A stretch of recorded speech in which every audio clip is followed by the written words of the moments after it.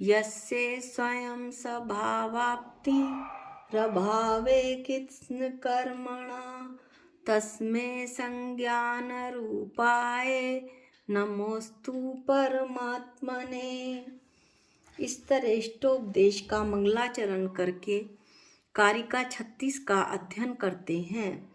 इसके पहले हमने कारिका 35 में यह देखा था, यह अध्ययन किया था कि जो गुरु है या शास्त्र हैं वो केवल निमित्त मात्र हैं। जैसे कि धर्म अस्तिकाय जीव और पुद्गलों को चलाने में निमित्त है, वो जीव और पुद्गलों को गति नहीं कराता, उसमें केवल निमित्त मात्र है। यदि उपादान की योग्यता नहीं है तो किसी भी तरह से उसको ज्ञानी नहीं बनाया जा सकता। उपादान की योग्यता के लिए अभ्यास और पुरुषार्थ शिष्य का अत्यंत आवश्यक है। तो फिर शिष्य कहता है, अगला प्रश्न पूछता है कि अभ्यास कैसे किया जाए। तो इस वाली कारिका 36 में अभ्यास करने के उपायों को बताया गया है। बार बार प्रवृत्ति करने को यानी अभ्यास कहते हैं, यानी किसी भी कार्य को बार बार करने को अभ्यास कहते हैं। यह बात तो भली भांति प्रसिद्ध ही है। करत करत अभ्यास के जड़मत होत सुजान। बार बार अभ्यास करने के से जड़ बुद्धि भी ज्ञानी बन जाता है। इससे अच्छा उदाहरण और क्या हो सकता है। इस अभ्यास के लिए स्थान कैसे होना चाहिए, कैसे नियम आदि होने चाहिए इत्यादि रूप से उसका उपदेश किया जाता है, तथा साथ ही संवित्ति सब संवेदन अपनी आत्मा का अनुभव का भी कथन किया गया है। कारिका 36 सुनिए। अब वच्चित विक्षेप एकांते तत्व संस्थितः अभ्यसयेद वियोगेन योगी तत्वं निजात्मना।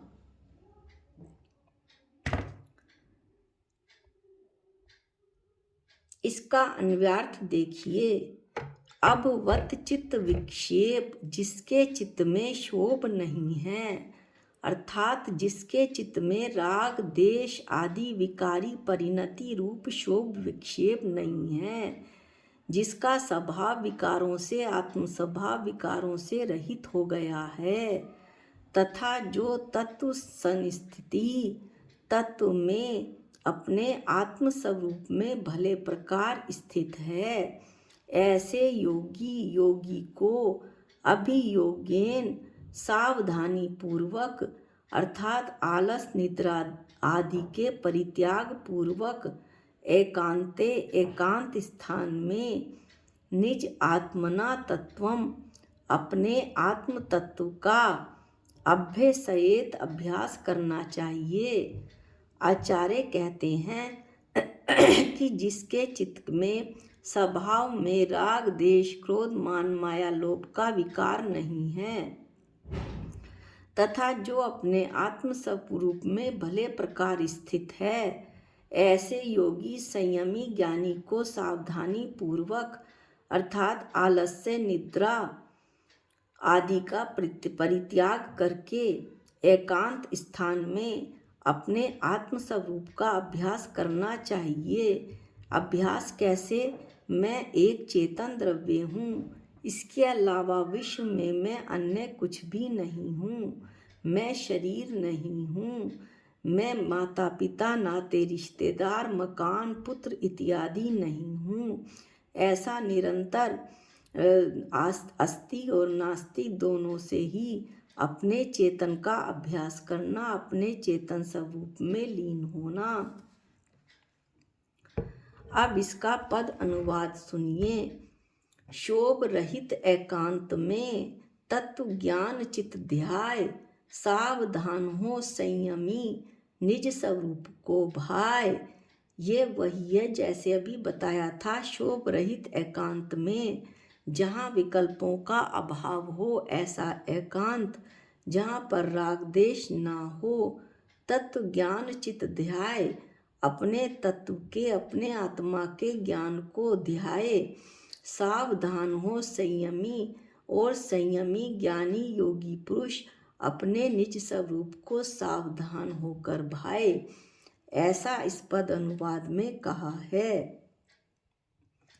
अब फिर आचार्य बताते हैं कि अभ्यास करना, भाना, वह किसको कौन अभ्यास करेगा? योगी संयमी क्या अभ्यास करेगा? आत्म संबंधी तत्व का, अपने आत्म स्वरूप का। किसका किसका अभ्यास करेगा? निज आत्मा का, अपने स्वरूप का। किसके द्वारा? अभियोग द्वारा, अर्थात आलस निद्रा आदि को त्याग कर मैं चेतन ही हूँ। कहाँ अभ्यास करना? एकांत में। एकांत कैसा? योग्य खाली गृह आदि जगह। किस प्रकार का होकर? जिसके चित्त में, मन में विक्षेप अर्थात राग आदि रूप शोभ नहीं है, विकार नहीं है, ऐसा होकर। कहते हैं ऐसा कैसे होकर? अपने तत्व में, अपने आत्म स्वभाव में अच्छी तरह स्थित होकर। तत्व में किस तरह स्थित होगा? यह आचार्य बताते हैं कि अपने तत्व विचार में बुद्धि स्थिर करनी चाहिए। तत्व विचार कैसे होगा? तत्व सात होते हैं मोक्ष के कारणभूत। यह विचार करना चाहिए कि तत्व सात होते हैं, जीव, अजीव, आश्रव, बंध, संवर, निर्जरा और मोक्ष। मोक्ष के कारणभूत दो ही तत्व हैं, संवर और निर्जरा। और संसार के कारणभूत दो तत्व हैं, आश्रव और बंध। जीव और अजीव का मेल जब होता है तो इस प्रकार का संबंध होता है, अर्थात आश्रव और बंध, संवर, निर्जरा होता है। जब इस संबंध को संवर और निर्जरा तो उपादेय हैं, ग्रहण करने योग्य हैं, और आश्रव और बंध छोड़ने योग्य हैं, तो जीव और अजीव के जो मेल होने से आश्रव और बंध होता है, तो इस संबंध को नष्ट करने के लिए जो प्रयास प्रारंभ होता है, तो अंत में उस प्रयास के माध्यम से जीव को मुक्ति प्राप्त हो जाती है। इसके लिए जीव को शुद्ध आत्म तत्व का, मुझे यानी मनुष्य को, मेरे को किसका सहारा लेना है? शुद्ध आत्म तत्व का, प्रयोजन भूत तत्व का। मेरे लिए प्रयोजन भूत तत्व क्या है? संवर, निर्जरा और मोक्ष। उन्हें आधार लेना होता है। और क्या करना होता है? सम्यक दर्शन, सम्यक ज्ञान और सम्यक चारित्र अंगीकार करना होता है। यदि मोक्ष मार्ग पर आरूढ़ होना है, मोक्ष मार्ग पर चलना है, अपना कल्याण करना है, मनुष्य भव पाकर निरंतर। कल हमने जैन सिद्धांत प्रवेशिका में पढ़ा था कि इतर निगोद से, भाग से, बड़े भाग्य से निकलकर मैंने मनुष्य जीवन प्राप्त किया। अब यदि मैं मोक्ष मार्ग पर चलकर अपना कल्याण करना चाहता हूँ, तो मोक्ष मार्ग पर आरूढ़ होने के उपरांत अपने आप काम नहीं होता, उसके लिए पुरुषार्थ करना अत्यंत आवश्यक है। अब फिर से शिष्य एक बार पूछता है कि अपनी आत्मा के स्वरूप के चिंतन का अभ्यास कैसे करें। एक बार आचार्य से फिर से वो ये प्रश्न दोहरा रहा है कि जहाँ तक चित्त राग, देश आदि विकल्पों से आकुलित रहता है, वहाँ तक आत्म स्वरूप का ध्यान नहीं होता। तो सर्वप्रथम क्या करना चाहिए? समाधि तंत्र श्लोक 35 में कहा है कि सर्वप्रथम चित्त, यानी कि चित्त कैसा हो? चित्त का शोभ यानी राग, देश, मोह, क्रोध, मान, माया, लोभ आदि ये जो विकार हैं, ये जो राग देश रूपी कल्लोले हैं, लहरें हैं, इन लहरों के कारण भीतर का आत्म तत्व, मेरे जो अंदर आत्म तत्व है शरीर में, शरीर के आत्म प्रदेशों के बराबर, वो देखने में शरीर के प्रदेशों के बराबर जो मेरे आत्मा के प्रदेश हैं, मेरे शरीर के अंदर रहने वाली जो मेरी आत्मा है, वो देखने में नहीं आती। दृष्टांत आप ऐसे ले सकते हैं कि पानी में यदि लहरें उत्पन्न होती हैं तो हम देखें कि लहरें में ही आपकी दृष्टि फंसकर रह जाती है, भीतर नहीं पहुंच पाती। किंतु जिस पानी में लहरें नहीं उठ रही होती, अर्थात वह पानी बिल्कुल शांत होता है, उसमें यदि हम कुछ देखेंगे तो जो कुछ भी उसमें रखा हुआ है वह सब दिख पड़ जाएगा और हमें हमारा मुख भी दर्पण की तरह स्वच्छ दिखलाई पड़ेगा। ऐसा आचार्य कहते हैं कि स्वरूप के चिंतन का अभ्यास राग देश को हटाकर विकारों को भीतर के आत्म तत्व को देखना चाहिए। विकल्पों से पार अपने आत्म स्वरूप का ध्यान करना चाहिए, ऐसा आचार्य बतला रहे हैं।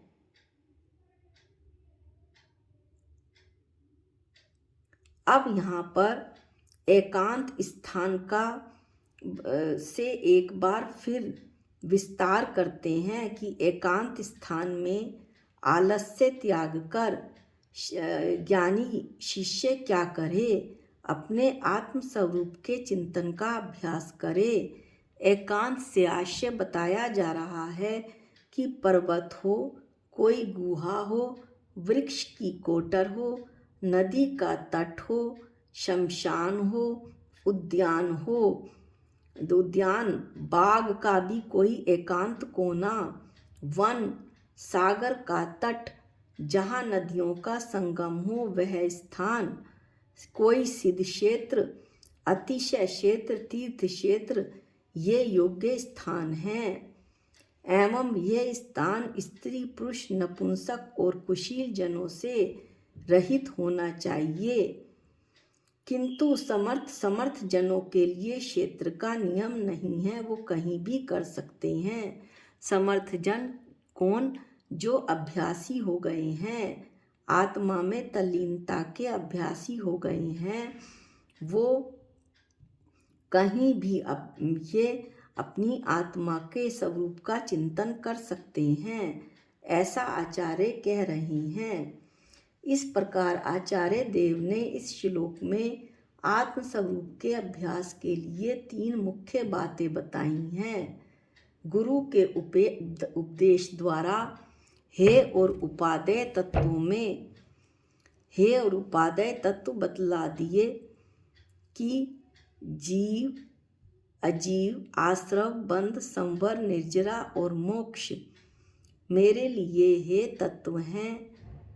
आश्रव और बंध, जीव, संवर, निर्जरा ये उपादेय हैं और मोक्ष तो मेरा साध्य है ही।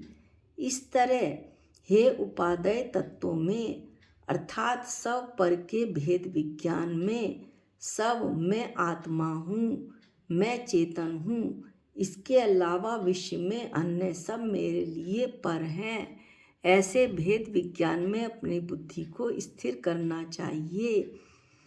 दूसरी बात आचार्य ने बतलाई कि चित्त को, अपने मन को मोह क्रोध से रहित कर लेना चाहिए, विकारों से रहित करे, राग देश आदि विकल्पों से आकुलित ना हो। राग देश रूपी विचार आते हैं तो उन्हें आने दे, मैं तो ज्ञाता दृष्टा हूँ, मैं जानने देखने वाला हूँ। ये राग देश तो पुद्गल हैं, ये तो आएंगे ही, मैं तो केवल इन्हें पिक्चर की भांति देखता और जानता हूँ। तीसरी बात बतलाई कि प्रमाद का त्याग करके, आलस्य निद्रा का त्याग करके एकांत में आत्म स्वरूप के अनुभव का अभ्यास करना चाहिए।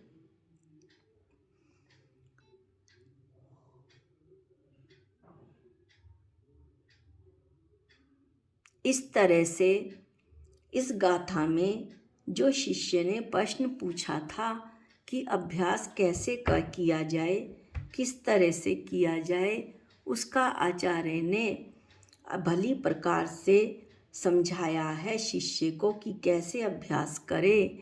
आज के वीडियो में इतना ही। जा वाणी के ज्ञान से सूझे लोकालोक, जो वाणी मस्तक नमो सदा देत हूँ धोख। हे जिन वाणी भारती तोहे जपूं दिन रैन, जो तेरी शरणागते वो पावे सुख चैन। सबको जय जिनेंद्र।